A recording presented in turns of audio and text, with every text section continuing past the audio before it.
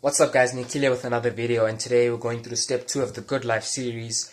In this series I go through the steps and the knowledge and wisdom that I've learned from others and passing it down onto you. Not necessarily things that I've discovered myself, but the things that have been discovered by people, and we are learning from other people's mistakes. As Warren Buffett said, we don't have to learn from our mistakes when we can learn from other people's mistakes. I don't think that's the exact quote, but that's what it is. So we need to learn from the mistakes of others so we can add the years that they spent on those mistakes onto ours. So we're basically making ourselves live longer by learning all this cool stuff.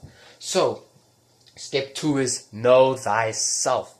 This is an old saying and it's been around for a long time, and there's a reason why it's still around. It's because it's a very important thing to understand. We need to know ourselves. So what does it mean when we say you need to know yourselves? You need to know your strengths, your weaknesses, your passions and or curiosities. So when it comes to knowing your strengths, it is important that from whatever age that you are at to know your strengths, because you want to build on your strengths. The strengths that you have or the talents that you have is the foundation from which you build off of. What I mean by that, if you are good at being very persuasive, you're a very social person, you don't want to be doing maths in a cubicle somewhere, or you don't want to be in a classroom teaching maths, maybe, but you don't really want to be in an area where you're not socializing and being persuasive. That's your skill. If you are very persuasive, you want to surround yourself maybe in sales or maybe in marketing or copywriting, something like that, where your strengths will actually help you succeed in wherever and whatever you're doing. Knowing your weaknesses, equally as important. Knowing our weaknesses also gives us an indication of what our strengths are, because we definitely know, if you know you're weak at something, you know that's definitely not your strength. And as Warren Buffett says, he likes to stay in his area of competence, meaning that he likes to stay around his strengths and stay away from weaknesses. Because once we start, fiddling with weaknesses and, trying to do things in an area that we are necessarily bad at, because our personality tends to inhibit us from doing such activities. So if you are a very aggressive person, you like to take action and get things done, you're a very actionable person, maybe doing something like investing is a poor idea. Maybe you should maybe hire a friend, or maybe bring him in as a business partner or something, so that he can take your money and invest in for you, as maybe your friend is very patient, he's very practical, he likes to plan things out, he likes to do maths and all these kind of things. For him, you're going to use his strengths for your benefits. I'm not saying that you should manipulate people or things like that, but I'm saying that you don't want to do things, or you don't want to participate in activities that include your weaknesses. You want to stay in your area of competence. You want to stay in the area where you are using your strengths to add your advantages. Now, you can be simply going for your strengths and being very opportunistic with it and only doing things with your strengths. So let's say you're very practical and you find out in school that you're very good at maths, science, IT, accounting, those kind of things that involve a lot of logical thinking and practical thinking. You may be very good at maths and those kind of things, but that may not be your passion or curiosity. So we all know that engineers and IT developers or software developers, they do have quite good paying jobs, but if you don't enjoy it, and if that's not your passion or your curiosity, you're not going to do as well as you could have, even though it is your strength, even though that is where you're good at. So maybe you do maths and you also like lifting, or maybe you do science and you also like lifting. You can be like Lane Norton. He has a PhD in nutrition, and he describes himself as a nerd who lifts weights, which is true. He does a lot of science, the science behind training, and so on, and he also trains. So that's the kind of thing. He's passionate about training, but he's also very good at science and maths and so on. So he's really matched these two things, where he's good at something and he matched it with his passion. And I can't remember what his name is, but he's a cartoon artist, and he says that in order to create wealth for yourself, you need to have skills. But it's not only one specific skill, it's this combination of skills, this combination of 2 or 3 skills, because he's very funny in his writing, he's good at marketing, and forgot what the third one is, but he's funny and good at marketing. So that is a great combination. That is a unique combination. He may not be persuasive, but he's funny and he's good at marketing. So that is a good synergistic combination. So is being persuasive and being good at marketing. That's also synergistic combination. Other synergistic combinations is something like you learning how to be in sales and being persuasive, or maybe being, very funny, being like a comedian type person, and also being good at acting. That is a very synergistic combination of skills. Being good at maths and, being good at planning things out. You might be a good investor, you might be a good actuary, or I forgot what it's called. You might be good at that. If you're good at maths, you're good at, dealing with abstract concepts, and you're a very practical person. Maybe engineering is good for you, things like that. So you get this idea of how to match your curiosities and passions with your strengths. That's very important, because a lot of people realize what their strengths are, but they don't match it with their passions, and they still end up living a shit life. They do exceed at what they're doing with their strengths just because they found their strengths and they're stuck with it, but because they haven't matched it with their passion, they're not living the life that they actually want to. Sure, it is better if you base your life just purely off your strengths and you're doing what you're good at. Surely you will be living a life that's better than a person who's living their life based on their weaknesses. So let's say I'm really bad at math and I become a math teacher.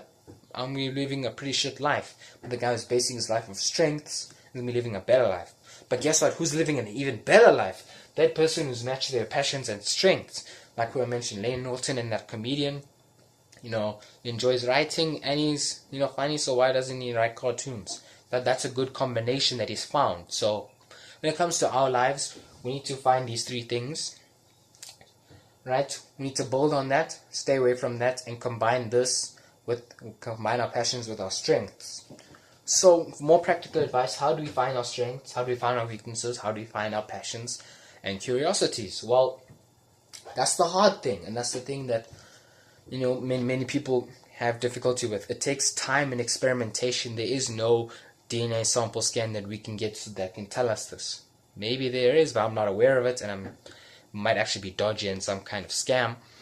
But that's the thing. We don't know of any confirmed methods to really deal with this besides trial and error. And the thing is, it just takes time. You need to try different things, right?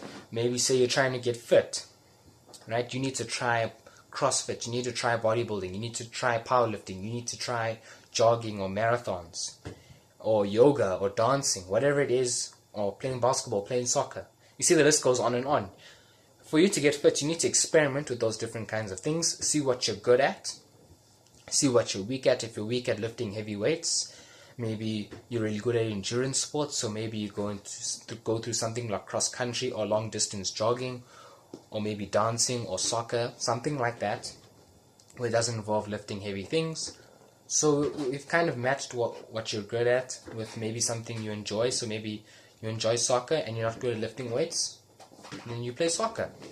And you enjoy running long distances, things like that, when it comes to life. And the other practical examples I gave with jobs, you got to experiment with different kinds of things. So maybe you think you're interested in IT, take a course on IT, see if you enjoy it. Maybe you think you're interested in science, take a course in science. Maybe you're interested in being a personal trainer. Go to the gym, go train. Ask a personal trainer what his job is like. Maybe follow him around, see how it is, see if you like it. Things are a lot simpler than it is, but it's a lot harder than it seems. We always need to keep things simple, but remember, simple doesn't mean easy. Simple just means it's not complicated. When it means not complicated, it doesn't mean it's not hard or not easy, right? It could be easy or hard. But the thing is, we need to keep things in life really simple, because when things are complicated, we tend to run away from things that are complicated. So we need to try and simplify things, but not oversimplify anything. Because this here, it's a simple task. You need to experiment with activity after activity until you find what you're good at, until you find what you like, and until you find, shit that you hate and shit that you're not good at. So hopefully you guys can take away some practical advice and some wisdom from this. It's a very important lessons, because as Seneca said in his book on the shortness of life, it's not that we have a short life, but we waste a lot of it. And a good life spent means that we invest all our time correctly. And when we invest our time correctly, that means we invest our time in our strengths and in our passions, and we avoid investing time in our weaknesses. We cannot just avoid investing any time in our weaknesses, because that's retarded.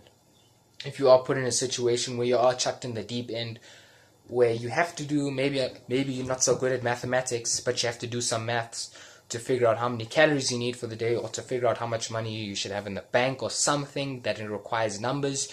You need to have some competence in it. You need to know a little bit about it so that you don't just die when it comes to your front doorstep. So it's about the ratio. You need to invest most of your time into your strengths and your passions, and just a little bit here. So then when that day does arise where your most feared, hatred enemy of mathematics and science comes to you, you can actually deal with it at some level. And also it's all about surrounding yourselves with a complete and holistic team. Because you yourself, as one person, can never ever be a well-rounded person. But you can always have a well-rounded team. That means you can have a team full of that has practical people, has very social people in it, has very, action-driven people who just want to go and do things, but they don't really think things through. You have very deep thinkers in there that don't like to really take action. They like to do lots of plans. That combination of people can work really, really well and achieve something great. But one person alone cannot necessarily achieve that. But what all those people have in common is that they've found these three things, and they have really made a life for themselves. So I hope you guys learned something useful and actually enjoyed this video. And if you did like it, please hit that thumbs up button and subscribe if you want to see more of this kind of stuff. And please comment below on your thoughts on this video and any improvements I can make, or any things that you have liked. So this is going to be wrapping up step number 2 on knowing thyself. Catch you guys next video. Thumbs up, boys.